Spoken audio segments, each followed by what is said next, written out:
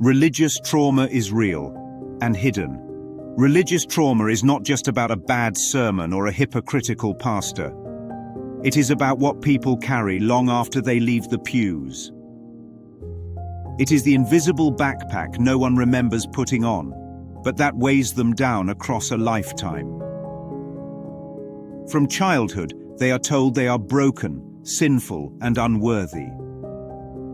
They are told that God is watching with a clipboard, tallying up sins, marking failures, and threatening punishment. They are told that love is conditional, that they must earn it, and that salvation might not stick. Saved from what exactly? From a God who is supposed to love but apparently cannot wait to punish. From flames described so vividly that children have nightmares. From separation that they are told is permanent if they don't believe correctly. This is the cruel irony. Instead of peace, they are handed fear. Instead of freedom, they are handed guilt. Instead of wholeness, they are told they are broken. And instead of love, they are given conditions. The guilt is relentless. It whispers, "You're not enough." It says, "If you don't pray right, you're lost." It hisses, "If you question, you betray God."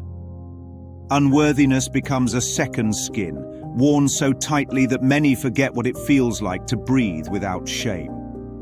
A Course in Miracles says, "What fear has hidden still is part of you." Fear hides love by standing in front of it like a wall of smoke. Fear is cunning because it convinces you the smoke is real. It whispers, "Don't look past me. Don't question. Don't trust."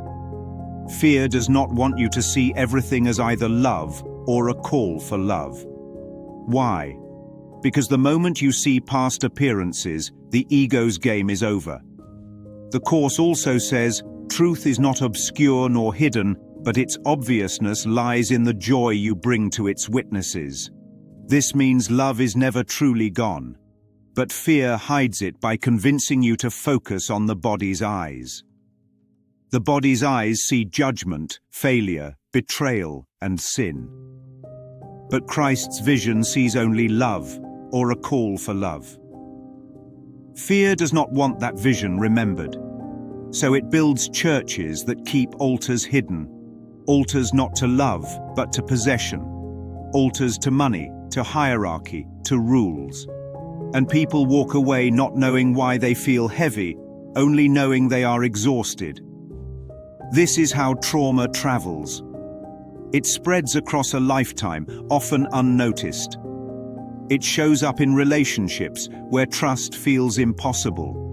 It shows up in careers where perfectionism drives people into burnout. It shows up in the body as insomnia, headaches, or chronic anxiety. It shows up in spirituality as either bitterness or avoidance.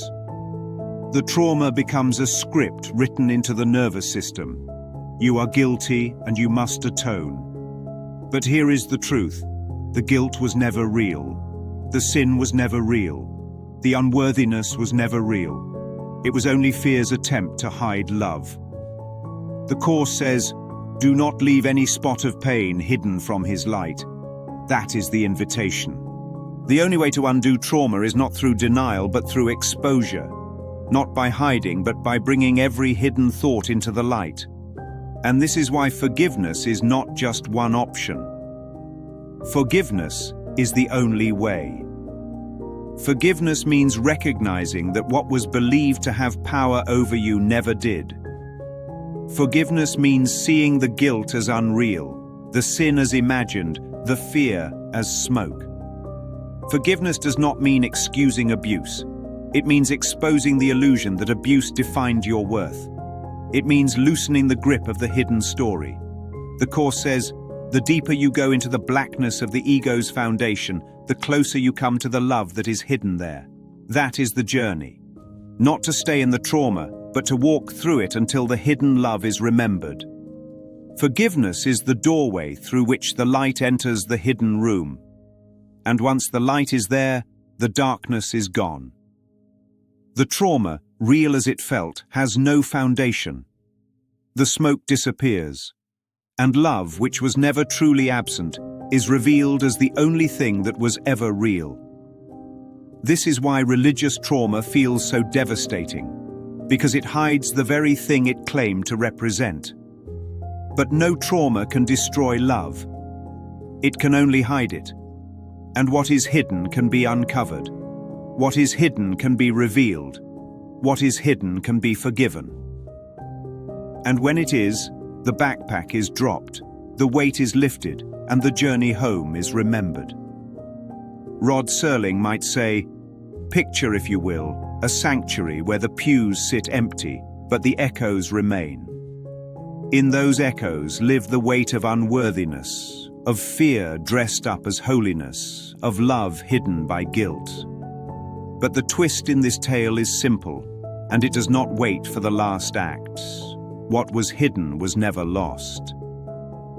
And what was lost was never real. Step beyond the stained glass of fear, and you step into the only sanctuary that was ever real, the sanctuary of love. That sanctuary, you'll find, was never outside the mind, but waiting quietly in the twilight zone.